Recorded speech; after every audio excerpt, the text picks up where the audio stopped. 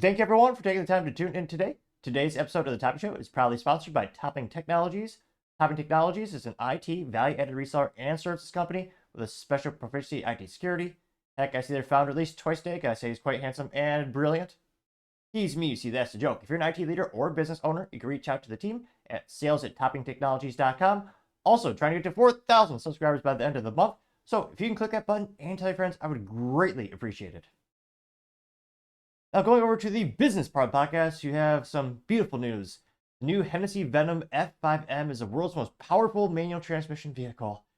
Unfortunately, it's a little bit outside the budgets as well as the number of units available. So, in the lottery, the statistics are quite low winning the lottery. So, unfortunately, I will not be getting one myself anytime soon.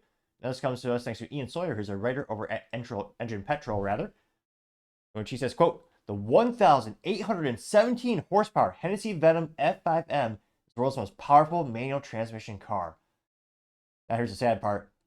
All of 12 units of $2.65 million 6-speed Venom roadsters have been built and sold. So, well, we'll see how much they go for if someone tries to flip that in auction and maybe double their profit. I don't know. And, of course, it looks beautiful. I mean, it's almost indescribable. I'm so flabbergasted right now. It's one of those things where it's a cliche for years. All my friends who they've acquiesced to go to, well, more of acquaintances than friends, really. But many of them have acquiesced to say, oh, yeah, automatics are great. The EVs are the future. And, you can't beat a dual clutch transmission with Banana Falcon technologies and double I, all that kind of widgets and knickknacks.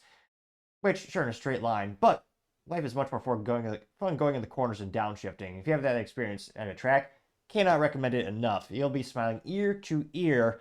Shoot, even just driving for work, I can't help but smile when I'm driving my little Civic Si.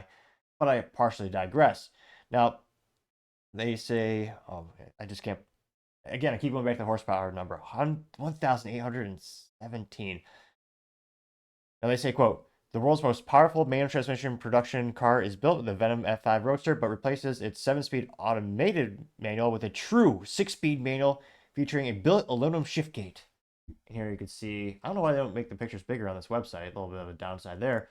It is, I mean, I haven't had the privilege myself of driving something with a gated shifter.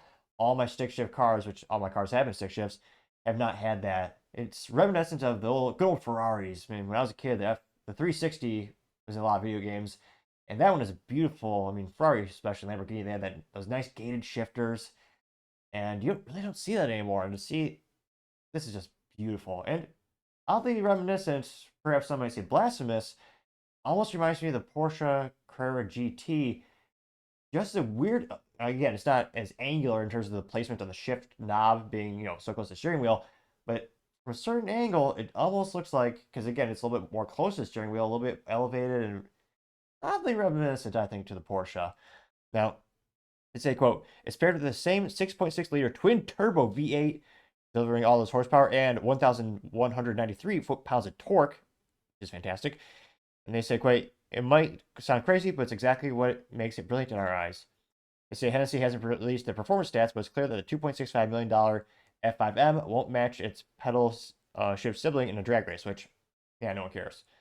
Again, when it comes to drag races, again, the EVs are going to win a straight line because it's a computer on wheels. Woohoo. If you really want to have fun on the track, that's where you want to stick shift. We actually be a part of the vehicle experience. Now, they say, quote, while transmission swap is the headline, it's not the only feature that sets the F5-M apart from the standard F5 Roadster. The 3-pedal version, as all cars should be by default, also adds a massive 55-inch dorsal fin extended from the back seats, where the roof-mounted air roof scoop sits as well. Which, yeah, these pictures are minuscule, to say the least. I guess, yeah, it is. I mean, it's pretty unusual. They say they also have a yoke-style steering wheel full of buttons, but without a top section to obstruct the view of the rectangular digital gauge, remaining a signature feature. Now, this goes from Nathan Malnick, who's Hennessey Director of Design, saying, quote, we're extreme, we're authentic, and uniquely American. These qualities are reflected in the design and performance of the F5-M. The car is made for bold, adventurous drivers who want their hypercars to deliver power, striking design, and unparalleled driving experience. It's not just the Pagani's of the world anymore. Hennessey has really raised the bar. for the supercar, the stick shift. I'm glad to see more and more of them are waking up, because again, it's a rare, fun experience. If you own a supercar, that's a great way to differentiate yourself, with perhaps the most iconic one being the little McLaren F1 with Gordon Mary's brilliant design of engineering. I think it's going to be hard to beat that ever. But a little bit of good news in the automotive community, and yeah, those owners can't. The only sad part is, I wonder how many of those owners are just going to buy it and throw it in a garage and have it be a garage queen and put less than 1 mile on it a year. Where I could understand maybe having one at the museum for historical preservation if you're like the owner of the company, like Hennessey. But, and yeah, these things are meant to be driven on the track. So I really hope every one of these cars gets driven as much as possible. It gets put on May miles on there. And they just have so many happy shifts. Now, let me know if you won the lottery, if you were going to get a supercar yourself, would you want one that has the 3 pedals, also has a stick shift? Or would you want something like an EV, multi-million-dollar supercar? Or the standard, most supercars or most high-end performance cars, like Lamborghini and Ferrari, have GS2, the dual clutch, automated transmissions.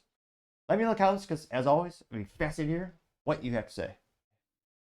Thank you, everyone, for taking the time to tune in. Don't forget to take the time to, of course, like, subscribe, and comment.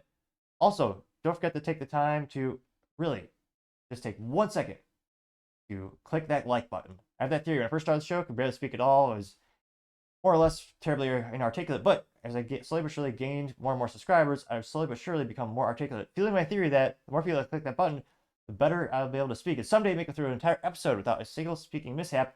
A tall order, some might say, but a goal nevertheless. Also, don't forget to take the time to tell your family, tell your friends, tell your coworkers, heck, tell your enemies, tell anyone and everyone. Just stay safe, fight the good fight.